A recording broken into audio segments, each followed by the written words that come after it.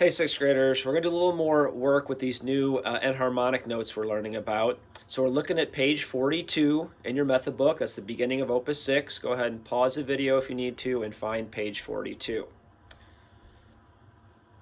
Cool. So now look at 6.1, enharmonic zone. Let's just review our enharmonic note. All right, remember, enharmonics are notes that sound the same and are fingered the same, but look different. So in 6.1, you have a sharp and a flat spelling of that note. It's the same fingering, it's the same sound, just two different ways to print it. So let's do some little call and answer on the 6.1, the new note there. I'll go, you repeat after me. So finger the note on 6.1, here we go.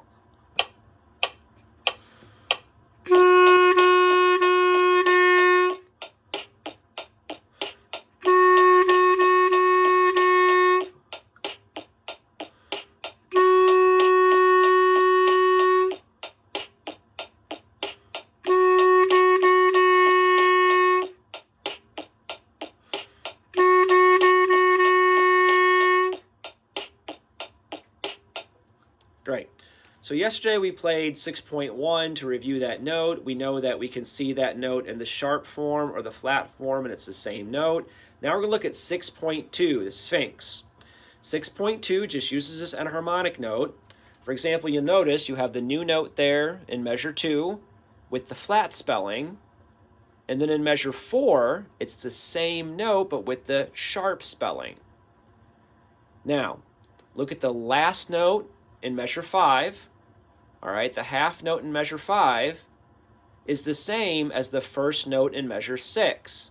Those are enharmonics. It goes from the flat spelling to the sharp spelling. So it looks like the note changes when you go from measure 5 to measure 6, but you don't change fingerings at all there. It's the enharmonic note. Okay, it's the same fingering and the same sound. It just gives you the flat spelling and then the sharp spelling.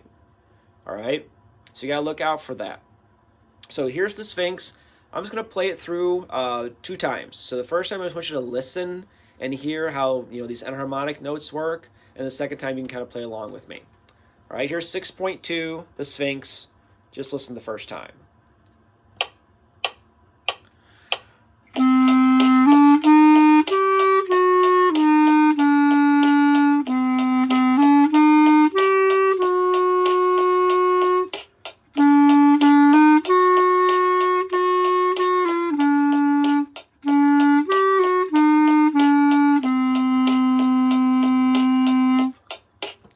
And shucks, I made a mistake. If you look at measure 1, 2, 3, 4, 5, 6, okay, measure 6 should sound like this. I goofed it up again. Here's measure 6. Kind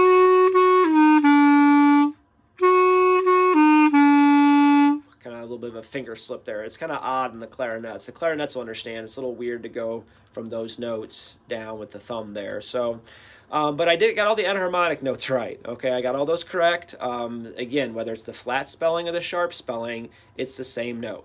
So why don't you try playing the Sphinx with me, and I'll see if I can get that measure 6 a little better. Look out for the enharmonic notes. You have the flat form in measure 2, the sharp form in measure 4, but that's the same note. Then the flat form in measure 5, and then the sharp forms in measure 6 and measure 7. All right, here we go. The Sphinx.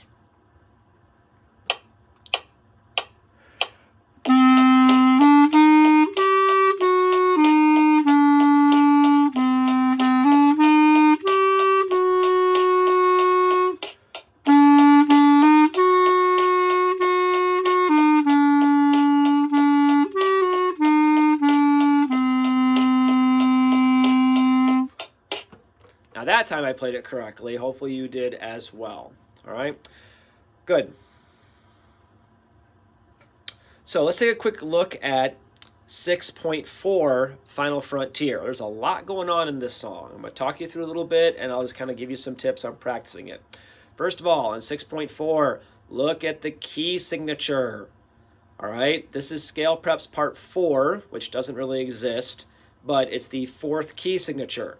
Okay, it's not Scale Preps Part 1, Part 2, or Part 3. If we had a Scale Preps Part 4, it would be this key signature. All right, look at the number of flats you have in that key signature. Everybody has at least one flat. Some of you have 2, some have 3, some of you have 4 flats. All right, we've been talking about key signatures.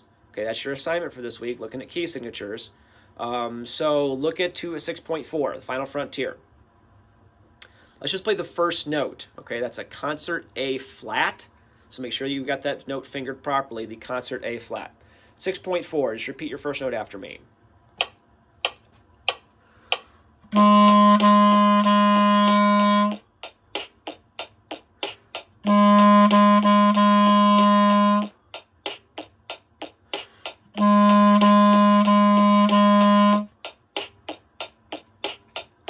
Good. So we got our first note set. Hopefully you got that right. Again, look at that key signature. So 6.4, the first measure is just. Then right there in the second measure, you've got your enharmonic note from 6.1. It's the sharp spelling. Then you go to the concert E natural on the next half note, which is a note you known a while ago.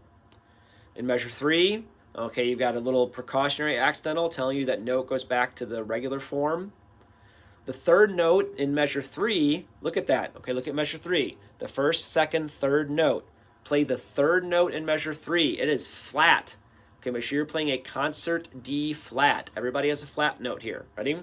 This is the third note in measure 3.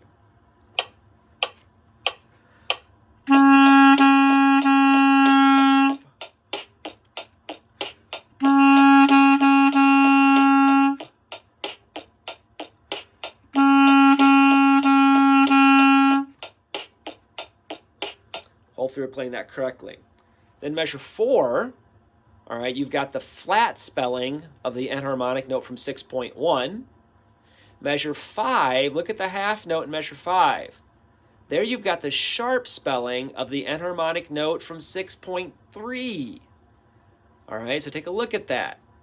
All right, that's the note I was just playing with you. Let's review the new note on 6.3. I was just playing this note. All right, so everybody check the fingering. This is the new note on 6.3. Ready? New note on 6.3.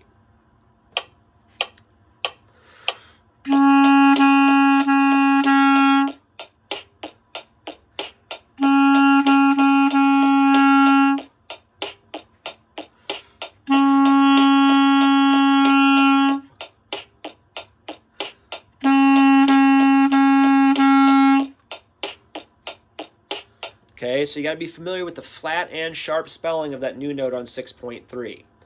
All right, in measure 6, they give you a precautionary accidental to remind you it goes back to the natural form. The third note in measure 6, okay, that's the flat spelling from 6.3. Look at your key signature. And then good luck on the end. There's a lot going on in this song. This is like high-level advanced song. If you can play this, then you're really, really, really doing well. All right? So I'm going to play it for you, and you can listen to it and try to learn it and practice it on your own. Here is 6.4, Final Frontier.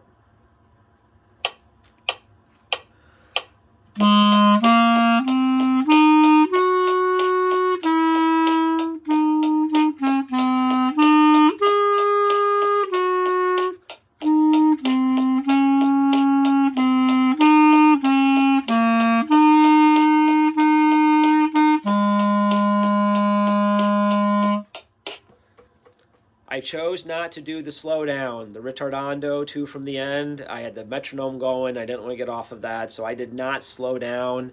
And my dynamics weren't that great either, but I played all the right fingerings and the right rhythm. So if you can focus on that, you're going to be on a great start for this song. So good luck with that one. It's a little tricky.